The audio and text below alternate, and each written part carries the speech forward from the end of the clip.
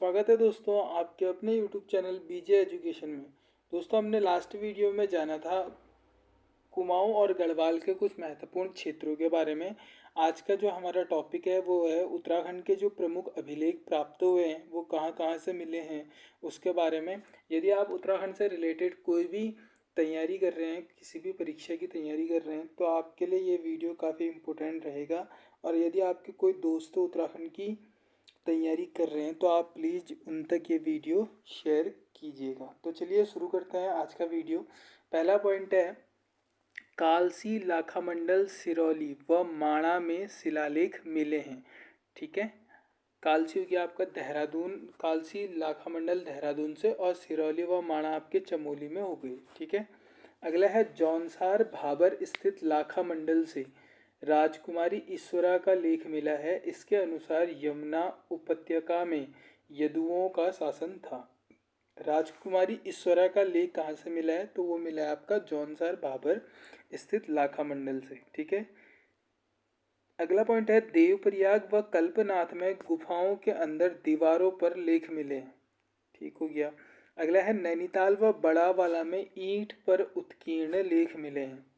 अगला है आपका काफ़ी इम्पोर्टेंट है त्रिशूल लेख कहाँ से मिले हैं? तो ये है आपके गोपेश्वर और बाड़ाहाट से। ठीक है, गोपेश्वर और बाड़ाहाट से त्रिशूल लेख मिले हैं। अगला है गोपेश्वर के रुद्र शिव मंदिर में 6वीं सदी के गणपति नाग व 12वीं सदी के अशोक चल्ल के त्रिशूल लेख मिले हैं।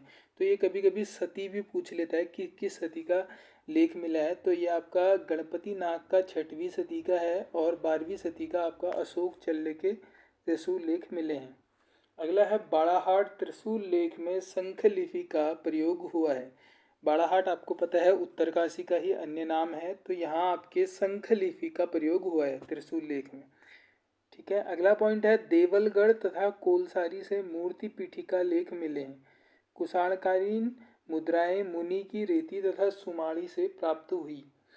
कार्तिकेयपुर राजाओं के ताम्रपत्र एवं शिलालेख पांडुकेश्वर से 4, कंडारा से 1, बैजनाथ, बागेश्वर तथा बालेश्वर मंदिर चंपावत से प्राप्त हुए हैं। अल्मोड़ा सिक्के कुलिंद शासकों से संबंधित है जिनमें शिवदत्त, शिवपालित, हरिदत्त, गौमित्र के नाम लिखित हैं। इनकी खोज कब हुई थी दोस्तों? 1975 में। अगला इंपॉर्टेंट पॉइंट है 3री सदी का मुद्रा लेख मोरध्वज से प्राप्त हुआ है। ठीक है, मोरध्वज आपका पौड़ी गढ़वाल में है। अगला है शिलालेख और शब्दावली। जो शिलालेख मिले हैं उसमें जो किस शब्द को क्या कहा गया है ये आपका इस वीडियो के माध्यम से आपको पता चलेगा। ठीक है, पहला है जैसे आपका पल्लिका मिला। अगर किसी अभिलेख में आपको पल्लिका लिखा मिला है तो उसका अर्थ है कि छोटा ग्राम, छोटे ग्रामों से संबंधित है। ये कभी कभी परीक्षा में पूछ लेता है कि भृत्य मिला है, किसी अभिलेख में भृत्य को किस से प्रदर्शित किया है? तो वो सेवक है।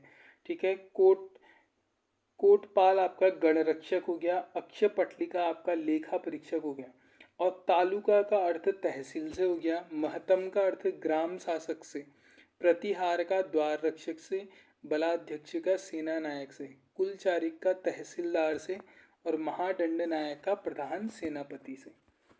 ठीक है, अगला शिलालेख हमें कालसी शिलालेख जो आपका डाक पत्थर आपका देहरादून में स्थित है। ठीक है, तो ये है आपका कालसी शिलालेख की खोज मिस्टर फॉरेट ने की थी 1860 ईस्वी में, जिसका निर्माण मौर्य शासक अशोक ने 257 ईसा पूर्व में किया था। ठीक है, कालसी अभिलेख किससे संबंधित है भी पूछा जाता है तो वो हो गया मौर्य शासक अशोक से। अगला है कालसी लेक देहरादून जिले में यमुना एवं टोंस नदी के संगम पर स्थित है। ठीक है, यमुना और टोंस नदी का जहाँ पर संगम होता है तो उसको कालसी डाक पत्थर भी कहा जाता है।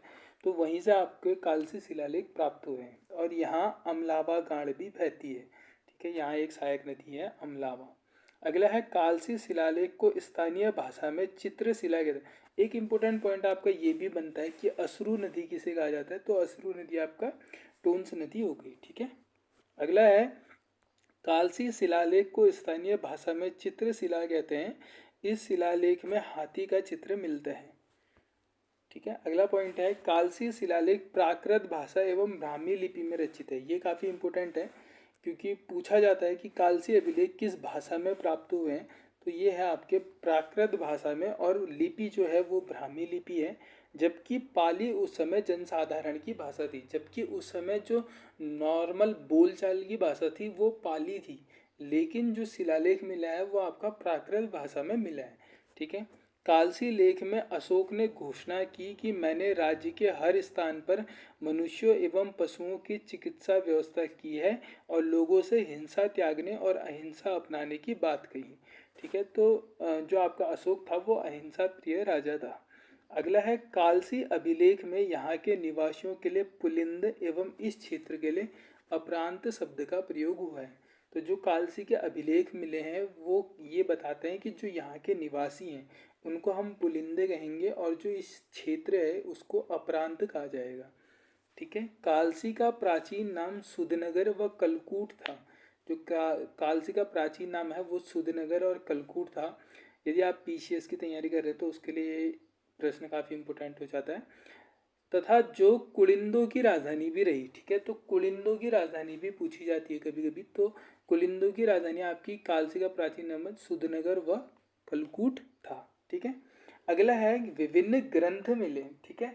उन ग्रंथों में उत्तराखंड के स्थलों के बारे में बताया गया, या फिर उत्तराखंड में जो राजाओं ने राज किया, चंद राजा जो हम आगे भी पढ़ेंगे, तो उनके बारे में भी पता चला। ठीक है। तो कौन कौन से ऐसे ग्रंथ थे जिसमें उत्तराखंड का उल्लेख है, तो वो देखते हैं। पहला ग्रंथ विष्णु पुराण मिला जिसमें अलकनंदा नदी का उल्लेख मिलता है। ठीक है। विष्णु पुराण में अलकनंदा नदी का उल्लेख मिलता है। मत्स्य पुराण में कैलाश और अलकापुरी का उल्लेख मिलता है। ठीक है। हर्ष चरित्र में तुषार शैल और श्री पर्वत का उल्लेख मिलता है। मेघदूत जो रचयिता थी आपकी कालिदास की, ठीक है, तो उसमें आपको कनखल और अलकापुरी का उल्लेख मिलता है। अगला है रघुवंश महाकाव्य, इसमें गौरी गुरु का सब उल्लेख मिलता है। अगला है कुमार संभव, इसमें आपका शिव पार्वती विवाह और नगाधिराज का उल्लेख मिलता है। अगला है आपका विनय पत्रिका, इसमें आपको मंदाकिनी नदी और बद्री का आश्रम का उल्लेख मिलता है। अगला काफ़ी इंपॉर्टेंट है आपका जहांगीर नामा।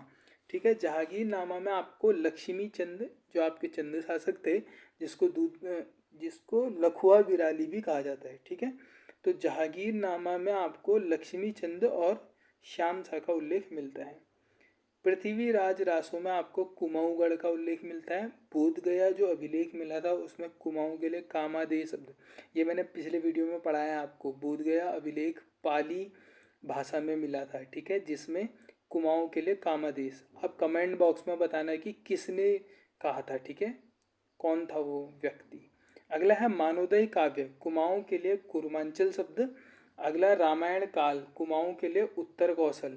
ठीक है। और लास्ट आपका मिला था वायु पुराण एवं श्रीमद् भागवत, जिसमें आपको सरयू नदी और कौशिकी के बारे में है। ठीक है।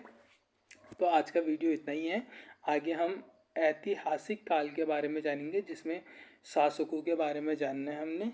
तो मिलते हैं अगले वीडियो में, तब तक के लिए अपना ध्यान रखें। अगर चैनल में पहली बार आए तो चैनल को ज़रूर सब्सक्राइब करें।